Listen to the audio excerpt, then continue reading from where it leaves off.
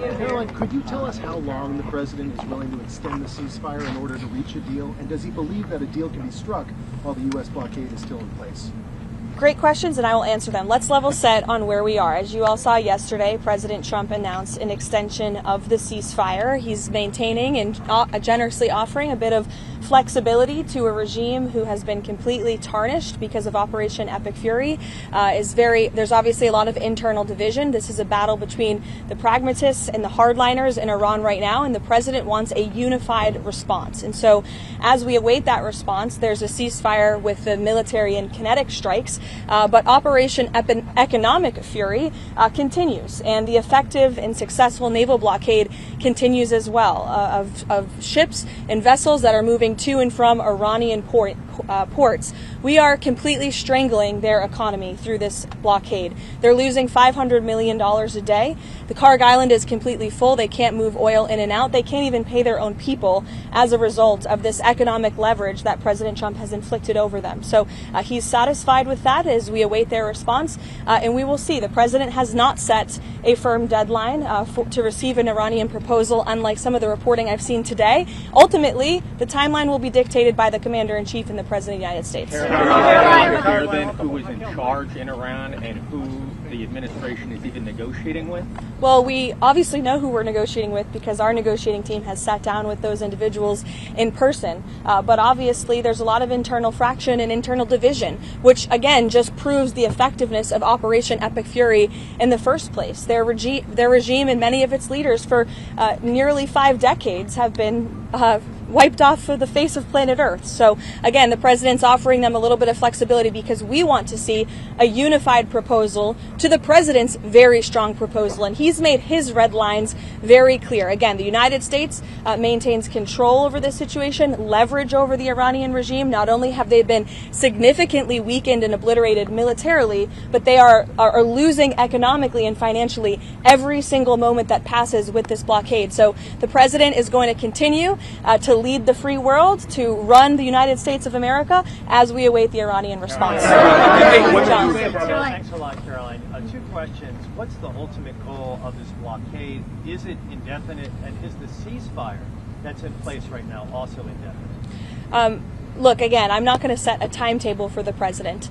He has not done that, and I won't. I know there's been some anonymous sourced reporting that there was maybe a 3 to 5 day deadline. That is not true. The president has not set a deadline himself. Ultimately, he will dictate the timetable. And again, he is satisfied with the naval blockade, and he understands that Iran is in a very weak position, and the cards are in President Trump's hands right now. On the issue of Virginia redistricting, because he weighed in this afternoon raising concerns about his opponents. Why didn't he campaign more actively against this referendum? Why not spend time on Truth Social encouraging people to vote no before the vote, then raise concerns after? That's a question that's political by nature. As you know, I'm not part of the president's political team anymore. I do sit here at the White House as a government employee. Look, the president has a lot on his plate, a lot on his schedule. He did host a telephone call prior to the election the night before, but he's made his position on the results of this election clear to all of us. Mary Bruce. The president is not setting a deadline with this ceasefire right now, but this war has already gone on longer than he said it would initially. How long should Americans be prepared for this war to go on? Well, look, I think President Trump ultimately will dictate the timeline, and he will do so when he feels is in the best interest of the United States and the American people. Caroline. Thank you very much. So in the same day, the president said that he doesn't want to extend the ceasefire and the bombs would start falling after the end of the ceasefire. And unilaterally, he declared that the ceasefire would be extended indefinitely. Iranian state media are openly mocking the President of the United States and saying we didn't even request the extension of the ceasefire. What's the response from the President of the United States? The response is you guys all see a lot of different messaging coming out of Iran, a lot of different rhetoric and language from them. I would caution you to take anything that they say at face value. What we've seen is that what they say publicly is much different than what they concede to the United States and our negotiating team privately. I've said that repeatedly to all of you in the news media, and you should take our word for it. Another topic, there's been some reporting about a possible bailout for Spirit Airlines. Can you update us on those talks, and why does the administration think it's a good investment to buy into a bankrupt airline? Well, I understand the airline is bankrupt because the previous administration blocked the merger, which was probably not a wise move. Obviously, this is something the Commerce Department and the President are tracking. I don't have any updates or announcements, but the aviation industry is very important to this President and this White House. Millions of Americans depend on it. We want to see the best possible outcome, but I don't have any announcements to.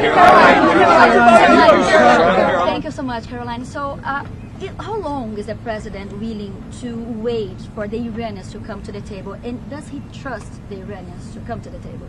Again, I've now been asked this question a few different times, a few different ways. I'm not going to set a deadline.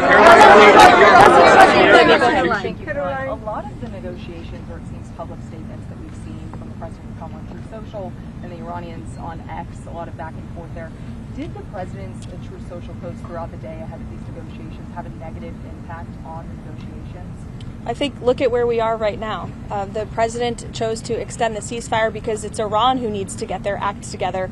The United States and President Trump have been very clear in our demands and our red lines and what we need to see in the best interest of the American people and our country and our allies from the very beginning. So the short answer to your question is no.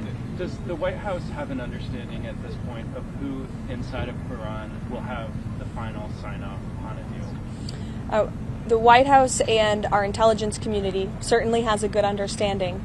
However, we want to see a unified response and a unified proposal. To the previous question's point, you see a lot of different messaging on social media from many people within the regime, and a lot of that public nonsense is not what we hear from them privately. But again, we want a unified response, and that's what the president is awaiting. Again, I'll leave our intelligence community and the president to decide. Nick, go ahead. Thank you, Caroline. Does the White House have a response to the DOJ's indictment of the SPLC, as well as the allegations that it was, donated funds were used to actually fund the very hate groups and racist groups that it denounced? Yeah, I saw the indictment yesterday. I saw the acting attorney general and FBI director do a press conference on it. It was quite shocking to me to learn of the egregious violations of the law the Southern Poverty Law Center was committing. And I think that's a story that should be on the front page of every newspaper in this country because they've obviously been duping their supporters and the American taxpayers for far too long. It's a criminal organization, clearly, and that's not our DOJ saying that or Todd Blanche saying that. That's a grand jury indictment saying that.